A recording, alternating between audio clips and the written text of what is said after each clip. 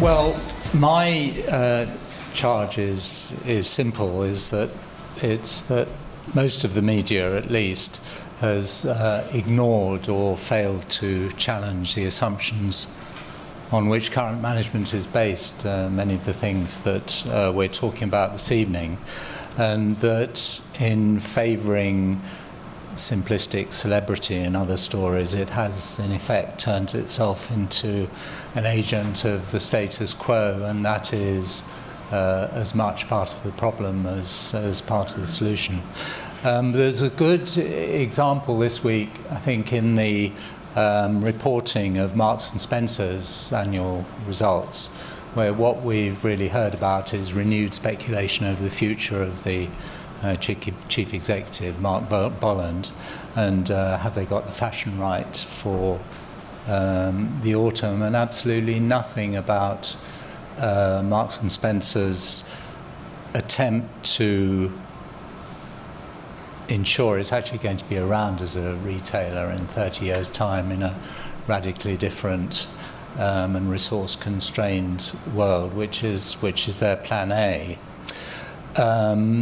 And the unreported story there is that the stuff they've done under Plan A, so cutting energy use and carbon use and so on, actually accounts for up to a third of the bottom line this year.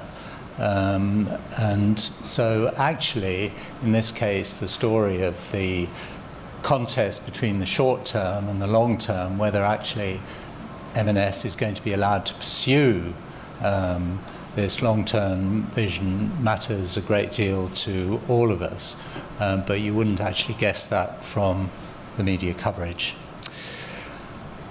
Why have we failed to hold the institution of management to account? Mostly because we don't even see it. I wish there was another metaphor, and if there was, I'd use it. But management really is the elephant in the room, which the media just doesn't see. So, as my colleagues Phil Whiteley and Neela Bettridge have perfectly, I think, encapsulated it, all the data that analysts and economists pore over and politicians act on is actually the product of human conduct. So the current stories about the NHS, the bursting A&E departments and mid-staffs and so on, these are as much stories about organisation and management as they are about medical affairs. And the horse meat saga, it's not an act of God, it's a result of the choices people make about their supply chains and how they organise them. And it's interesting that Morrison's owns many of its own farms and its own abattoirs, and it manages its supply chain sustainably and profitably and in the long term, and it doesn't have a problem with horse meat, at least in its own naval products.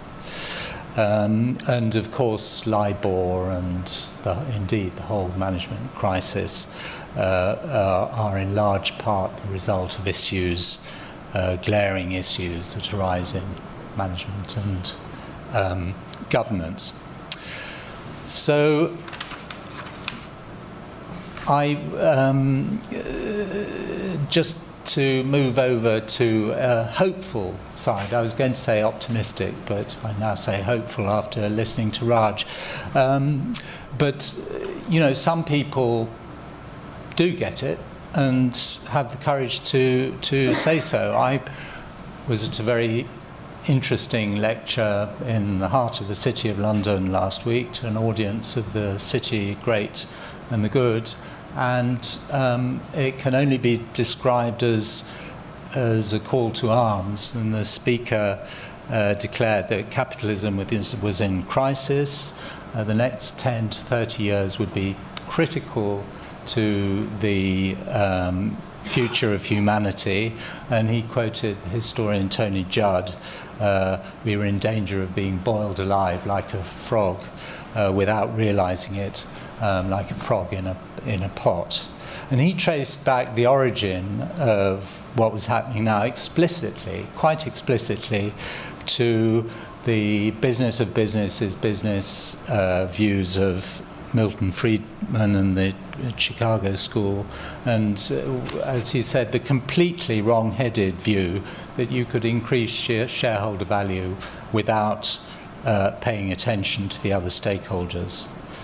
And he concluded by saying we had to challenge the whole design of capitalism to get away from the tyranny of short-termism and to make sure that it was in fact a long term. And now one or two of you may have been there, but if you weren't, I wonder if you might guess who that person was. In fact, it was Dominic Barton, who's the global managing partner of McKinsey, and hence one of the most influential people on the planet, and he was saying these things straight up front. And that really brings me to my final point. Barton listed some very large mainstream multinational companies which have realized that if they don't take steps to take care of the world in which they operate, they very soon won't have a world in which to operate. And so, and obviously these are only partial initiatives, these are only a start, but they are a start. Coca-Cola has reduced the amount of water it takes to make a litre of Coke by a third. Rio Tinto is undertaking huge education programs in Africa. Unilever, which we've talked about a bit, is cutting its carbon footprint in half as it grows, and he might have mentioned Marks and Spencer's as well. And he said, again explicitly, that this is not corporate social responsibility. These companies are doing these things because they realize that their future depends on it.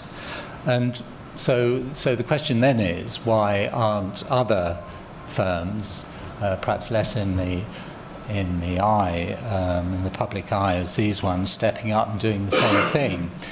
When asked that question, Paul Polman, the CEO of Unilever, describes just how tough it is to stand out from the crowd, and he should know, because as you've heard, practically on his first day he announced that Unilever was not going to give quarterly guidance anymore, and then politely, of course, but if investors wanted shares to trade rather than hold, perhaps Unilever was not for them. So the key for him was to form alliances with other companies where the companies could share their hopes and fears and give each other the confidence to stick their heads above the parapet and actually say that they were choosing to do the right thing rather than the expedient thing. And although in the long term we have to ask for a great deal more and need a great deal more, I think there's a critical and doable role here in this, even for our straitened and constrained business press and business media, because and so that rather than berate companies and people for short-term variations in profits, we should acknowledge that it takes some courage for people to go against the grain of conventional wisdom and challenge today's assumptions, and to work to extend that area, that zone in which they can discuss alternatives, the sort of things we're talking about this evening among them, and they can actually say the things that still too often today seem unsayable. with which I'm really saying that they can, as Raj has put it, change the narrative. Thank you.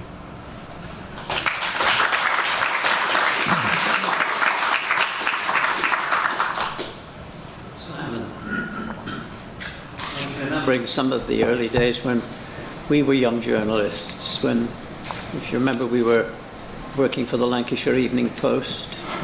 It's just a long time ago. Perhaps you remember? Well, it must be so long ago. It was a long time ago. Yes. You remember the conferences we had as midnight came up and we had to see what was going to be on the front page of the papers, and the sparkling water we drank and the herbal cigarettes that we smoked at that time, while we were effectively deciding which of the denizens or the citizens of Preston we were going to crucify or canonize. And they talk about spin these days, but we really span, didn't we? Well, that kind of choice of story at the last minute is there's a huge balancing act to be done, and in many cases the decision comes down on the side of what's easiest to do. And also, because we had to remember that it was the burghers of Preston that were writing our meal tickets. Absolutely.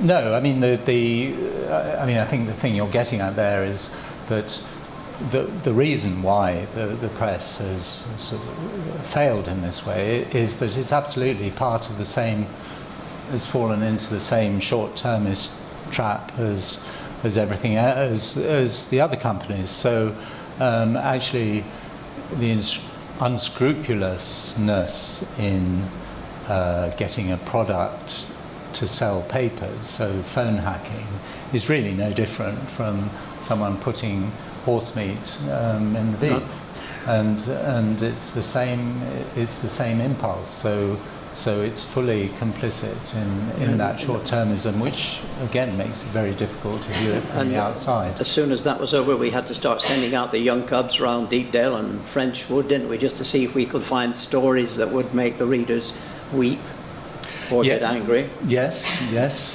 absolutely. But the cost of that, of taking the easy route, is the same whether it's horse meat or the press, and it's a catastrophic loss of trust and confidence, which means that there's very little goodwill to fall back on at times like the present, when of commercial difficulty. So that is the reason why many of the traditional media are in the position that they are. You write for The Guardian and the FT. Do you think maybe we should just encourage people to take The Guardian and the FT more? Well, The Guardian has a big business model problem. The FT has another problem. I mean, the